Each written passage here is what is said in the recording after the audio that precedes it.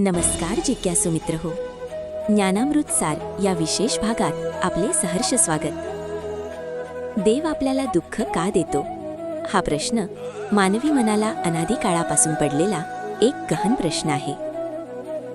पण हे दुःख ईश्वरी क्रौर्य नसून तो आत्मोन्नतीचा एक मार्ग आहे. आज आपण वेद, उपनिषदे आणि संतांच्या साहित्यातून या प्रश्नाचे मर्म उलगडणार आहोत. चला तर मग या आध्यात्मिक प्रवासाला सुरुवात करूया. मात्रा स्पर्शास्तु कौन्तेय शीतोष्ण सुख दुःखदाः आगमापायिनो नित्यास्तांस तितिक्षस्व भारत. या श्लोकात भगवान श्रीकृष्ण अर्जुनाला तितिक्षा म्हणजे सहनशीलतेचे तत्वज्ञान सांगत आहेत. मात्रा स्पर्शः म्हणजे आपली इंद्रिये जेव्हा बाह्य विषयांच्या संपर्कात येतात तेव्हा सुख आणि दुःखाची जाणीव होते. थंडी आणि उष्णता जशी ऋतूंनुसार येतात आणि जातात, तसेच सुख आणि दुःख हे आगमापायिनी म्हणजे येणारे आणि जाणारे आहेत, ते नित्य नाहीत. श्रीकृष्ण येथे दुःख देणारा देव आहे असे म्हणत नाहीत, तर ते प्रकृतीचा एक नियम असल्याचे सांगतात. जेव्हा आपण सुखाला कवटाळतो तेव्हा दुःखाचे आगमन अटळ असते. भगवंत आपल्याला दुःख का देतो याचे उत्तर असे की ते आपल्याला स्थितप्रज्ञ बनवण्यासाठी दिलेले एक प्रशिक्षण आहे. जोपर्यंत मनुष्य द्वैताच्या पलीकडे जात नाही तोपर्यंत त्याला सुखदुःखाचे हिंदोळे सहन करावेच लागतात. हे दुःख आपल्याला शारीरिक आणि मानसिक स्तरावर हे पटवून देते की हे जग अनित्य आहे आणि शाश्वत आनंद केवळ परमात्म स्वरूपात आहे. विवेकी पुरुष या दुःखाला भगवंताची कृपा समजतो, कारण ते त्याला मायेच्या झोपेतून जागे करते. विपदः सन्तुताः शश्वत् तत्र तत्र जगद्गुरो भवतो दर्शनं यत् स्याद पुनर्भव दर्शनम. श्रीमद भागवत पुराण प्रथम स्कंध अध्याय 8 श्लोक 25 कुंती स्तुती. हा श्लोक देव दुःख का देतो या प्रश्नाचे सर्वात सखोल आध्यात्मिक उत्तर देतो. कुंती माता श्रीकृष्णाला म्हणते, हे जगद्गुरु, आमच्यावर सदैव संकटे विपद येत राहोत. हे ऐकून कोणालाही आश्चर्य वाटेल, पण कुंती मातेचे तर्कशास्त्र अत्यंत उच्च दर्जाचे आहे. ती म्हणते की जेव्हा संकट असते तेव्हाच तुझे स्मरण दर्शन होते आणि तुझे विस्मरण होणे हेच खरे दुःख आहे. सुखामध्ये मनुष्य गर्वाने आंधळा होतो आणि भगवंताला विसरतो. जेव्हा पांडव वनवासात होते तेव्हा पावलोपावली मृत्यू उभा असताना त्यांना कृष्णाचा आधार होता. पण जेव्हा राज्य मिळाले, सुख आले, तेव्हा भगवंत दूर जाऊ लागले. कुंती मातेच्या मते जे दुःख आपल्याला देवाच्या जवळ नेते ते दुःख नसून ती परमकृपा आहे. देव आपल्याला दुःख देतो कारण त्याला आपली ओढ असते. तो आपल्याला संकटात टाकून हे आठवण करून देतो की या जगात तुझे कोणीही नाही, मीच तुझा एकमेव रक्षक आहे. हे दुःख म्हणजे ईश्वराने आपल्याला मारलेली एक हाक असते, जेणेकरून आपण मायेच्या जंजाळातून बाहेर पडून त्याच्या चरणांकडे वळावे. तुका म्हणे दुःखे ईश्वराचे भेटी, सुखे संकटी न विसरावे. संत साहित्यात दुःखाचं विश्लेषण अत्यंत रसाळ आणि व्यावहारिक पद्धतीनं केलं आहे. तुकाराम महाराज म्हणतात की ज्या सुखाच्या प्राप्तीमुळे देव माझ्यापासून दूर जातो असे सुख मला नको. या उलट जर दुःखामुळे माझी बुद्धी देवाच्या चरणी स्थिर राहत असेल तर ते दुःख मला प्रिय आहे. येथे कर्मविपाकाचा सिद्धांतही लागू होतो. देव स्वतःहून कोणाला दुःख देत नाही.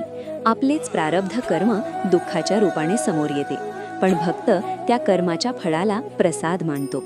ज्ञानेश्वरीमध्ये माऊली म्हणतात की ज्याप्रमाणे ढग सूर्याला झाकतात त्याप्रमाणे आपलं अज्ञान आणि देहबुद्धी ईश्वरी आनंदाला झाकून टाकते.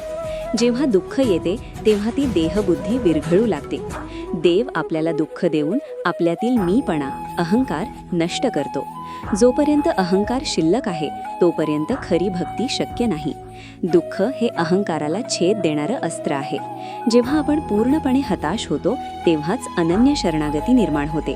म्हणून देव दुःख देतो कारण त्याला आपल्यातील मी संपवून स्वतःचा अंश प्रगट करायचा असतो. एकदा एका माणसाने देवाला विचारले, देवा, तू माणसाला इतकं दुःख का देतोस? त्याला त्रास देण्यात तुला काय आनंद मिळतो? देव हसले आणि त्याला एका मूर्तिकाराच्या कारखान्यात घेऊन गेले. तिथे तो मूर्तिकार एका सुंदर दगडावर छिन्नी आणि हातोड्याने जोरात प्रहार करत होता. प्रत्येक घावासरशी त्या दगडाचे तुकडे उडत होते. तो दगड जणू ओरडत होता, पण मूर्तिकार थांबत नव्हता. त्या माणसाला दया आली. तो म्हणाला, बघ देवा, हा मूर्तिकार त्या बिचारा दगडाला किती दुःख देतोय, किती मारतोय. देवाने सांगितले, थोडा थांब आणि बघ. काही दिवसांनी ते पुन्हा तिथे गेले. आता तिथे तो दगड नव्हता, तर त्या दगडाची एक अत्यंत देखणी आणि तेजस्वी मूर्ती तयार झाली होती. लोक त्या मूर्तीची पूजा करत होते, तिला हार घालत होते. तेव्हा देव म्हणाले, बघ, तो मूर्तिकार त्या दगडाचा शत्रू नव्हता. जर त्याने त्या दगडावर हातोड्याचे घाव, दुःख घातले नसते, तर तो दगड आयुष्यभर रस्त्यावर पडलेला एक कसपटासमान दगड राहिला असता. त्याने घाव घातले म्हणून त्या दगडातील नको असलेला भाग निघून गेला आणि आत लपलेला देव बाहेर आला. एका नगरात एक राजपुत्र होता, ज्याच्या आयुष्यात दुःखाचा लवलेशही नव्हता. त्याला जे हवे ते क्षणार्धात हजर व्हायचे. त्याला वाटायचे की तो जगातील सर्वात आनंदी माणूस आहे. पण हळूहळू त्याला सर्व सुखांचा कंटाळा येऊ लागला. त्याला कशातच रस वाटेनासा झाला. तो एका ज्ञानी साधूकडे गेला आणि म्हणाला, महाराज, माझ्याकडे सर्व सुख आहेत, पण मला त्या सुखाचा आनंद का मिळत नाहीये? साधू हसले आणि म्हणाले, तुला सुख समजून घेण्यासाठी आधी तहान समजून घ्यावी लागेल. उद्या सकाळी तू माझ्यासोबत जंगलात चल. दुसऱ्या दिवशी साधू त्या राजपुत्राला घेऊन एका अशा वाळवंटी भागात गेले जिथे मैलोन मैल पाणी नव्हते. कडक ऊन पडले होते. चालून चालून राजपुत्राचे पाय पोळू लागले. घसा कोरडा पडला. दुपारी 3 वाजेपर्यंत राजपुत्राची अवस्था अशी झाली की त्याला वाटले, आता आपण मरतो की काय.